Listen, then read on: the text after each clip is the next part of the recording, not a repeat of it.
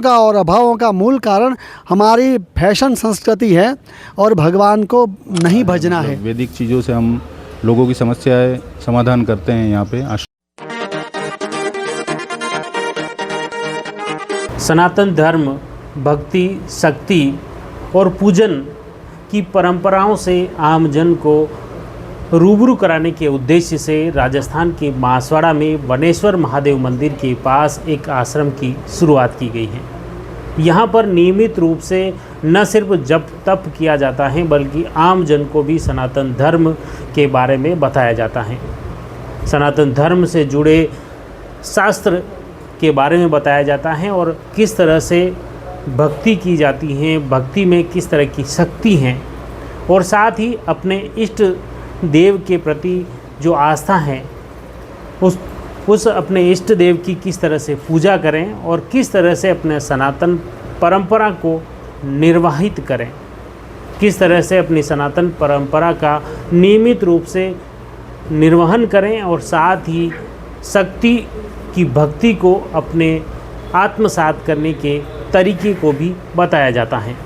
यहाँ पर वैदिक रीति के अनुसार विभिन्न पंडित यहाँ पर आते हैं, आचार्य यहाँ पर मौजूद रहते हैं और साथ ही जो गृह क्लेश हैं या पारिवारिक जो समस्याएं हैं उन पर किस तरह से इस वैदिक रीति नीति के माध्यम से आम जन के परिवार में, आम जन के जीवन में खुशहाली लाने के प्रयास यहाँ पर किए जा रहे हैं और साथ ही सनातन धर्म, सनातन संस्कृति की परंपराओं के बारे में भी विस्तार से बताया जाता है। यहाँ पर इस आश्रम में भोलेनाथ भी विराजित हैं तो हनुमान जी भी यहाँ पर विराजित हैं और साथ ही यहाँ पर हर रविवार को न सिर्फ बांसवाड़ा बल्कि आसपास के जिलों से बड़ी तादाद में श्रद्धालु भक्तजन यहाँ पर पहुँचते हैं।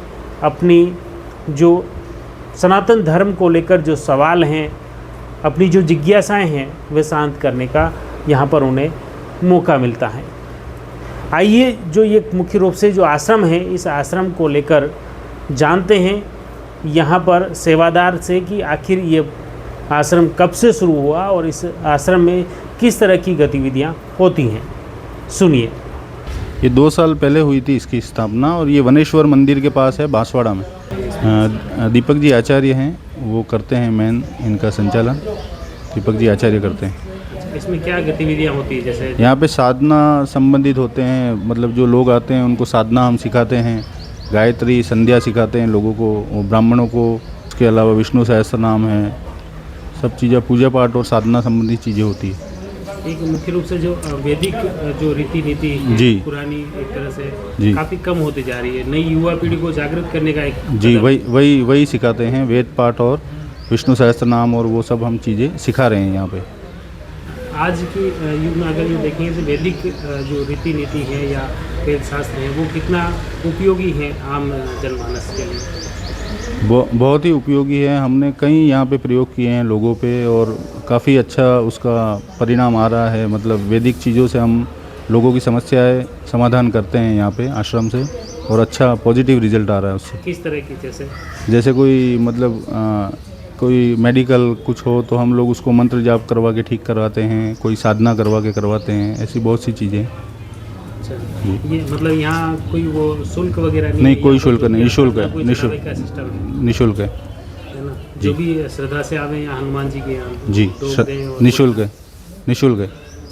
डेली यहाँ खुला रहता है या? डेली खुला रहता है और रविवार को विशेष अनुष्ठान होते हैं। तो आपने देखा किस तरह से यह आश्रम सिर्फ सनातन धर्म, वैदिक ज्ञान को बढ़ावा देने और हिंदू धर्म संस्कृति से आम जन को अवगत कराने के ध्येय से यह आश्रम स्थापित किया गया है और साथ ही किस तरह से वैदिक रीति नीति परंपराओं से जो दूर होती आधुनिक और नई संस्कृति को इससे जोड़ने का एक प्रयास भी है।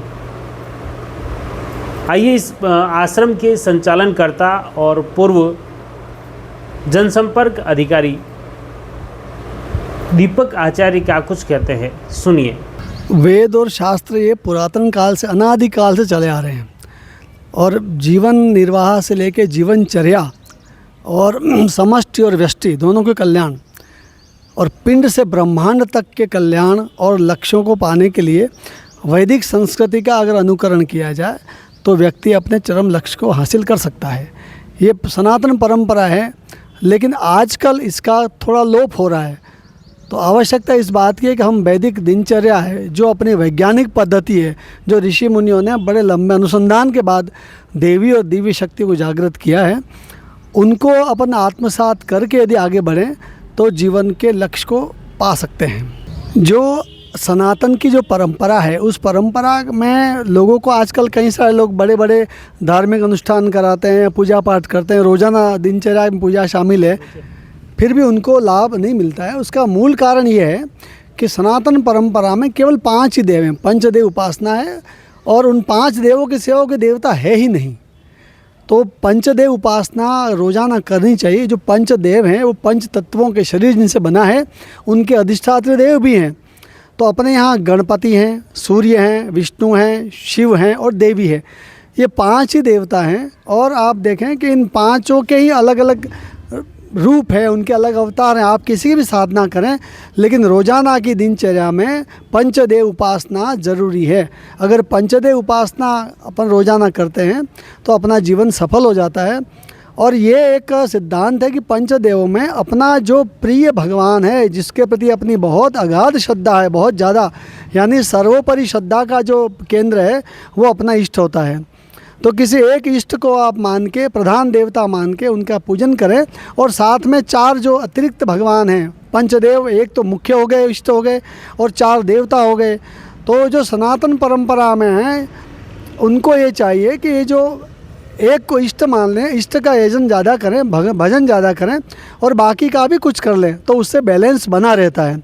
अभी क्या हो गया है कि अधिकांश लोग टोनों टोटकों में और उनमें फंस गए हैं, जबकि अपने जीवन का लक्ष्य नहीं है। यह आत्मा अमर है, अजर अमर है, और अपने जो जीवन में जो भी सुख दुख प्राप्त होते हैं वो सारे अपने पूर्वजन्मों के जो पाप और पुण्य हैं उन्हीं का परिणाम है। अपने प्रारब्ध भोगते हैं हम, तो प्रारब्ध को आपको भोगना ही पड़ेगा। कोई भगवान के किसी साधन से कोई माने कि भगवान की साधना करने से सुखों से बहुत ज़्यादा उनका घनत्व बढ़ जाएगा और पाप मुक्त हो जाएंगे या कष्ट नहीं आएंगे, वो संभव नहीं है। क्योंकि परमात्मा को मिलना, सिद्धि और साक्षात्कार और मुक्ति, इनके लिए ज़रूरी है कि जो भी अपन साधना करें, जो अपने पूर्वजन्म के प्रारब्ध हैं उनका संपूर्ण भोग कर लें अपन, चाहे अच्छे या बुरे। अगर वो भोग नहीं होंगे तो आप कितनी ही साधना करते रहें, वो आपके भोग बरकरार रहेंगे और अगले जन्मों में आएंगे वो। तो सबसे बढ़िया यह है कि भगवान की भक्ति करें, अच्छा बुरा कुछ नहीं होता है। जो भगवान का पंचदेव उपासना करें, जो प्राप्त हो रहा है उसमें संतोष करें, इच्छाएं सीमित रखें, आवश्यकता है तो भगवान सभी की पूरी करता ही है। कोई ऐसा व्यक्ति एक भी नहीं होगा जिसकी आवश्यकता पूरी नहीं करता है। हम लोग फैशन परस्ती और इच्छाओं के दास होते जा रहे हैं, इस कारण से ये सब हो रहा है। हमारी समस्याओं का और अभावों का मूल कारण हमारी फैशन संस्कृति है और भगवान को नहीं भजना है। राजस्थान की बांसवाड़ा शहर में वनेश्वर महादेव मंदिर के पास स्थित इस आश्रम में आने मात्र से ही आपके शरीर में कई पॉजिटिव एनर्जी का संचार होता है। निश्चित तौर पर इस आश्रम में न सिर्फ बांसवाड़ा शहर व आसपास के क्षेत्र के लोग आएँ, बल्कि बाहर से भी आकर आपको इस आश्रम में आते ही हनुमान जी के दर्शन होंगे, भोलेनाथ के दर्शन होंगे, और निश्चित तौर पर इस आश्रम में प्रवेश करने मात्र से आप में पॉजिटिविटी, सकारात्मक ऊर्जा का संचार होगा। हमारा प्रयास रहेगा इसी तरह की धर्म संस्कृति से जुड़ी कहानियाँ आप तक पहुँचाएँ। आप जुड़ रहिए जबरदस्त न्यूज़ के साथ। धन्यवाद।